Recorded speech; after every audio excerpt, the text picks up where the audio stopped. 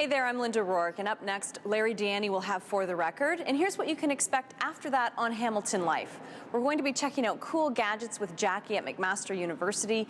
We head to the Ramsey exhibit at Innovation Park. We're here at Leuna Station to talk about the upcoming community prayer breakfast and in the kitchen, gluten-free cooking. That's all coming up on Hamilton Life.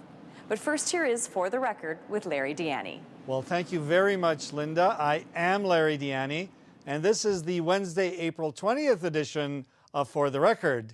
And on today's show, it's Easter egg hunt time, our monthly visit with the Cossart Exchange, and are hate crimes really up in Hamilton? And that's where we begin.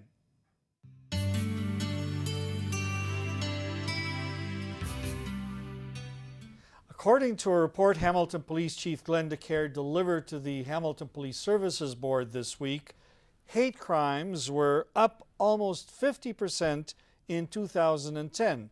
They jumped from 23 in 2009 to 34 last year. Meantime, there were 88 hate-related incidents in 2009. In 2010, 124, an increase of almost 40%. To help us understand these statistics, we're joined by Evelyn Myrie, the newly appointed Executive Director of the Hamilton Center for Civic Inclusion. Evelyn, welcome to the show, and congratulations on your new appointment, by the way. Oh, thank you, Larry. Appreciate that. And Evelyn, we'll talk a little bit about HCCI in a moment or two, but first let's get at some of these statistics. Some people, of course, are saying that it's not that there are more hate crimes, it's just that more are being reported. What do you make of that? Do you buy it? Yeah, that might be true, Larry, because the police has worked over the last few years with various groups, including the WELL as well as HCCI, which is a group dealing with issues around sexual orientation, the WELL, that is. And they have been working more closely with them, along with us, to ensure that people can and feel comfortable coming to them to make reports. So yes, there has been some better receptivity, if you may, that the police has extended, and therefore there might be more people going to report and feel comfortable that the police would take this seriously. That being said, however, the issue of hate crime or hate-related, motivated crimes are quite concerning for us as a community that aspires to be a welcoming city where everyone should feel welcome and embraced. So it's troubling nonetheless, whether it's increased reporting, the fact that hate crime has not gone away is troubling to us. Well, and in fact, if we break down some of those statistics, and we'll look at some of the individuals, but if we break them down in terms of who the target of this hatred is, the black community comes in as the highest group that is being targeted. What do you make of that? Well, it's not only a Hamilton trend. I looked at the stats across the GTA as well as some national trends, and unfortunately, there seems to be an increase in anti-black racism that is troubling for many organizations. So that is a concern, but the hope, maybe the black community is more identifiable, perhaps, and that could be, in terms of coloring and shading. I'm just trying to figure out why the numbers would be so high, given that there has been a long established black presence in Canada. So there is some suggestion that hate crime tends to be aimed at newcomers or new immigrants. Unfortunately, that shouldn't be, but nonetheless, it certainly doesn't seem to be very logical that the black community would be so highly targeted in these numbers. But perhaps again, it's the reporting that's taking place. I'm not sure why those numbers are so high, but it is not a Hamilton reality. It's also a trend across the country, sadly to say. I know last year in Toronto, those numbers were quite similar in terms of the group most targeted to receiving these kind of hate-motivated attacks. And another group, of course, that is perennially on the list, one is chagrined to say, is the group hate crimes around sexual orientation. That is also fairly high, and of course the Jewish community is there as well as the South Asian community. I think all of us, there's no hierarchy, so to speak. I mean, hate is hate is hate, and certainly it's unfortunate that whether it's one group is higher than the other, it's not, well, we have more aimed at us. It's just, as a community, how do we respond collectively? And the issue around even collecting the data doesn't really tell the full picture. The issue of the impact of these hate crimes on individuals, the trauma that they feel, and the impact it has not only at the individual, but the impact felt by the group is also challenging, because they feel as though, oh my goodness, I don't want to go out of my house to do late at night. I don't want to do certain things because I might be, as a person from that group, I could be attacked or some way, shape, or form, be it graffiti or hateful words or bullying or the like. So certainly it's not just an individual impact, it has a group impact, and it has a traumatizing effect on many people. And the cost implications, when you look at, we did a survey some years ago at HCCI talking about, well, do you go to work as a result of this trauma that's been inflicted upon you? And many people report that they take time off work. So the financial or the economic impact on our community is quite an issue that we need to look at in terms of, this is a very serious crime. It's not just, it's a very serious matter. It is a serious matter, and of course, a high number of incidents have to do with graffiti, and some might say, well, all right, sticks and stones may break my bones, but names will never hurt me. Well, in fact, the opposite is true, isn't it? Absolutely. Because the name calling, the graffiti, is an indication of an attitude that might lead to some negative actions as well. Exactly. The question, though, Evelyn, is this: what do we do about it? Well, we have been quite successful, I'd say, in the addressing the issue of, driving and drinking, or drinking and driving. And I think some major campaigns perhaps need to be explored, addressing this issue, working with the media more closely to get some public announcements, as well as working in the school systems to educate our young people that so that they too do not fall into this trap of hate. And so Evelyn, let's talk a little bit then about your organization, the organization that you've been a participant with for a long time and now are the executive director of, HCCI, the Hamilton Center for Civic Inclusion. What is its role in leading the charge, as it were, against some of these activities, behaviors, and attitudes? And that's what we've been doing over the years, Larry, as you know, as a previous supporter of this organization, as in a role as mayor. We have been working with institutions in trying to talk about enabling change, enabling institutional change, to make sure that the public and institutions are aware of the issues, and to look at themselves as in terms of their audits, to look at how they conduct themselves, to make sure that they create conditions where hate and discrimination do not have a place. So we've been working in a major public awareness campaign, and we've had some partners in that. We want to continue that work by more so working with institutions. Also, at the other end of the spectrum, to work with community organizations and individuals in Hamilton, so that they too become more aware of the role that they can play in facilitating change, in facilitating social inclusion, because it's not just about institutions, it's also about the common man, woman, and child in the streets, who can develop an attitude that welcomes and embraces all of us as Hamiltonian and as Canadians. So we have a lot of work to do in terms of public awareness, providing tools and instruments for assessing organizations, providing leadership and platforms for learning and sharing as to how we can build a better community that embraces diversity and values and foster inclusivity. Is there a specific role and a specific approach to dealing with youth as well? Because obviously we need to intervene at all levels, but if we can target, this is a bias that I have, our young people, not only are we looking after the present but the future.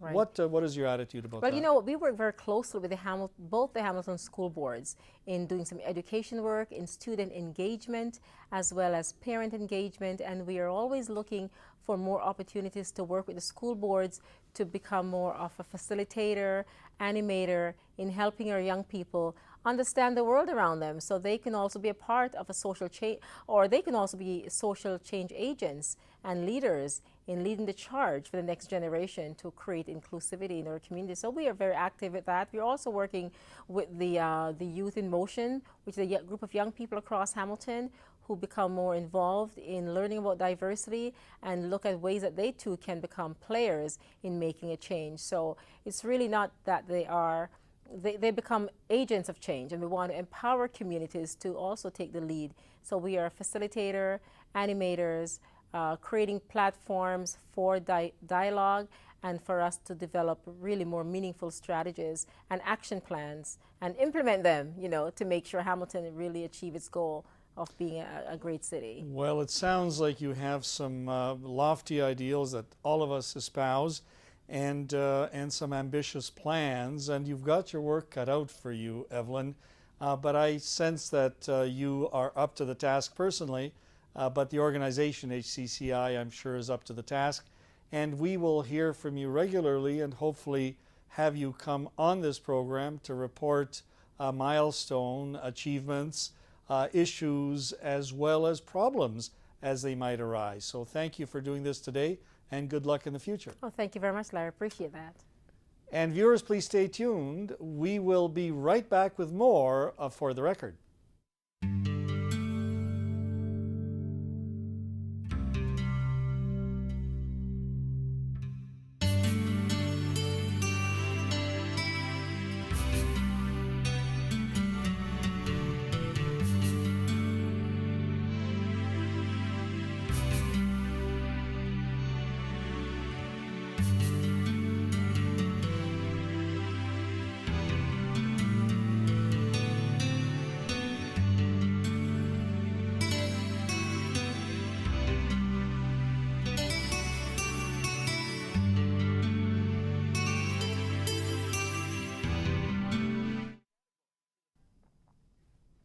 And welcome back to the April 20th edition of For the Record. I'm your host, Larry Deanne, and it's now time for our monthly visit with Stephanie Seagram from the Cossart Exchange, and she has a guest with her as well. Stephanie, welcome to the program. Thanks, Larry. Thanks for having us back. Well, it's always a pleasure, and actually we haven't had you here for a while, so why don't you remind our viewers of what the Cossart Exchange is all about, what your role is in it?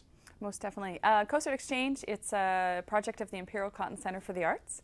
We are a nonprofit organization that is focused on helping, supporting, and giving resources to a lot of entrepreneurial development in Hamilton, specifically around creativity, around the arts, and around social innovation. So at the Cossart, we have sort of sit in the intersection of business, education, and development and creativity. And through that, we offer a number of different things, one being an incubation program, which is a very much individualized, self-guided program based on getting you what you need to help you move forward with your project, with your business, with your ideas.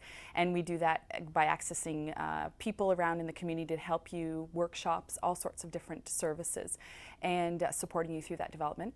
We, as I said, workshops there. We also do a lot of workshops, usually 2 to 3 a month, and they could be focused on something in the arts, so within theater or within writers or visual artists, or it's very, around the building blocks of building a business, which doesn't matter what type of business you have, you still need to think about things like finance, marketing, you still need to think about sales, you still need to think about operation costs. Any business needs that. So we balance the workshops in those ways. You know what, one of the things that really appeals to me listening to that, of course, is not only the encouragement of artists, but also ensuring that they're successful. And also from a business perspective, because there's always a business of art as well. And Very in fact, important. Stephanie, I don't know whether you caught this, there was an interview on CBC Radio where there's a program at York University where they teach the business of art as well, and they had a young artist. Now this was a Toronto young artist, but they were exactly getting at what Cossart offers our young people. Fantastic. I didn't catch that, but I will look into the archives of CBC for that. And those things are happening across the country as well. I mean, there's a lot of creative art incubators around the country, and we are one of many of them, but the only one in Hamilton. And then also just within the Cossart, there's also a community and a collaborative spirit, because we also have a shared workspace. So for people that are tired of working in coffee shops or in the basements, we have a shared workspace within our 2,000 square foot space downtown. So it's a lot of things happening in the space at any given time. Well, and that's just one of the great things that we're doing in this city to promote the arts. And you've brought someone who is exactly in that role in our community. So let's talk to him. Your guest is Steve Newberry, who is a web animator, a sculpture installation artist, and Cossart Exchange in QB. Welcome to the show, Steve. Thank you very much. It's good to be here. Well, Steve, let's begin by helping us understand what these terms mean. A web animator, what does that mean? I create content for the web, not just websites, but I also make animations. I've been working with clients to help promote their product or their idea, and instead of filming a commercial, sometimes this can be better done through an animation, which can be published on the web, put on YouTube, etc. Excellent. And you're also a sculpture installation artist. I think we all know what that is, but why don't you tell us in your own words?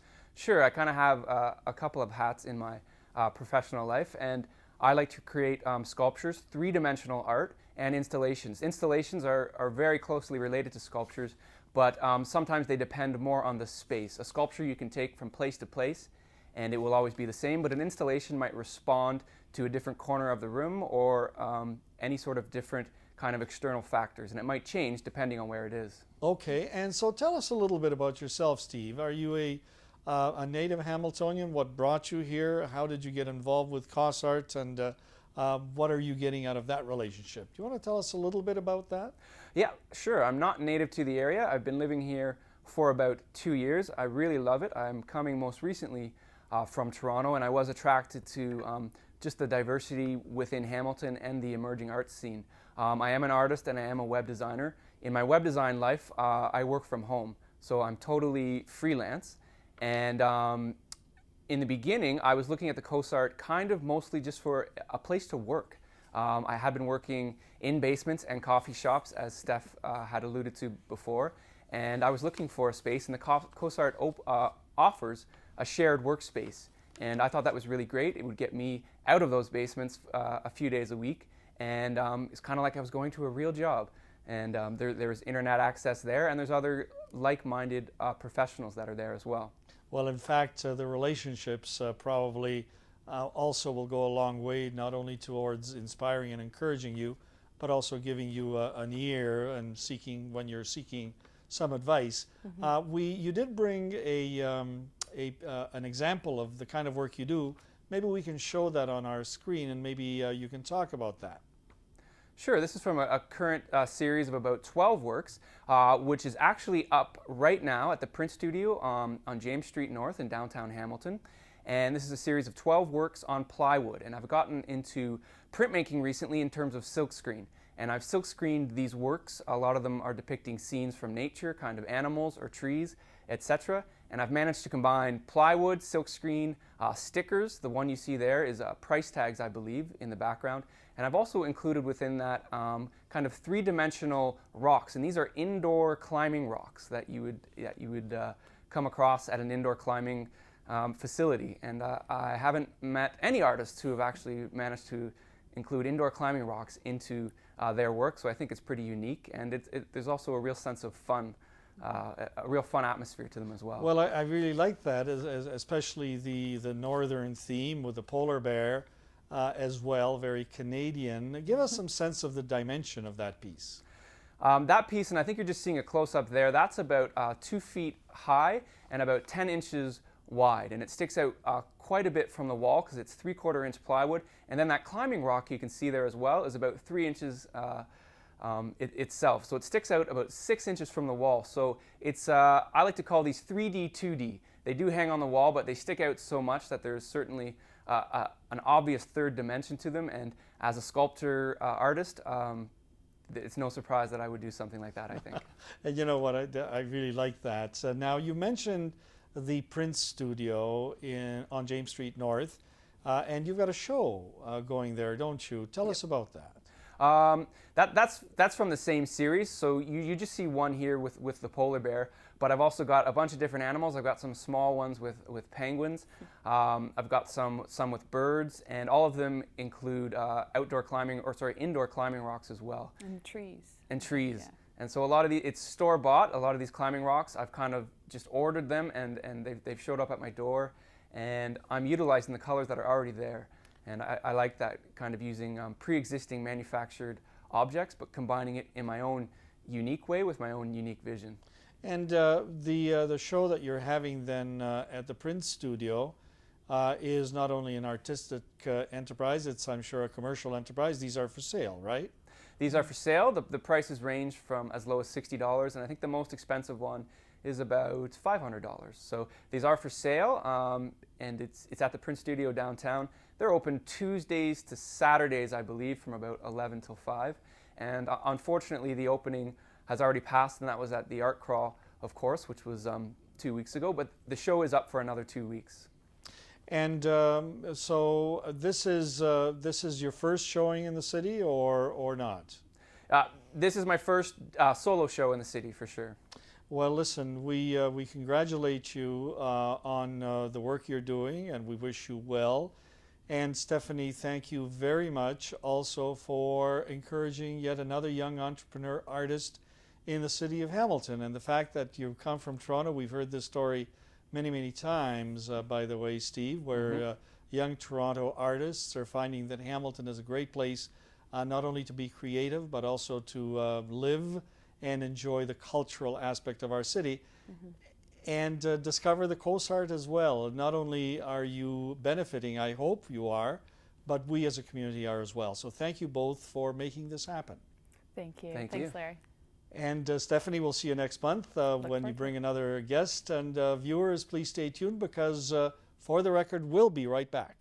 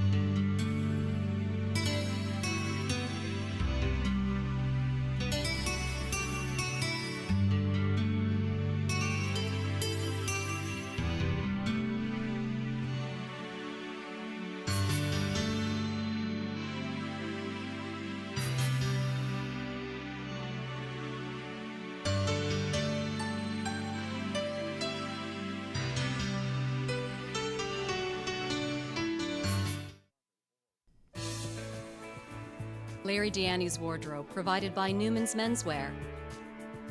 Newman's Menswear, 773 King Street East, 1 block east of Sanford. Parking available behind the store.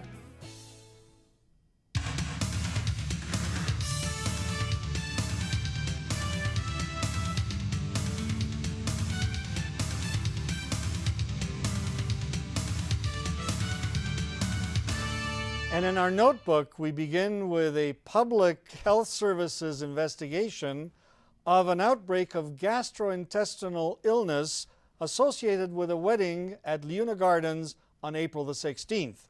The wedding was hosted by Michael and Pamela Pollington. If you have any leftovers, and we're at the wedding, and if you have any leftovers from the wedding, dispose of them. No other events from Leuna are being investigated at this time. But the symptoms of gastrointestinal illness include vomiting, diarrhea, nausea, and abdominal pain. If you have any of these symptoms and attended the April 16th event at Leuna Gardens, please call Public Health at the number on the screen, 905-546-2063. MAD Canada launched its 5th annual campaign 911 program today. Mothers Against Drug Driving is encouraging you to dial 911 to report suspected impaired drivers. On average, 4 Canadians are killed and 190 are injured every single day as the result of impaired driving. So remember, if you suspect someone is driving impaired, dial 911 and report them. And Chris Eklund, one of Hamilton's best-known philanthropists, has his annual Easter egg hunt underway. Here are a few Easter egg hunts scheduled for this Friday and Saturday, starting with Andrew Warburton Park at 9:30 Friday morning. And if you want more details, go to chriseklund.com for more details and map links. And that wraps up today's edition of For the Record. Our thanks go to the following: Evelyn Myrie, Stephanie Seagram, and Steve Newberry. Now please, viewers, stay tuned for Linda Rourke and Hamilton Life.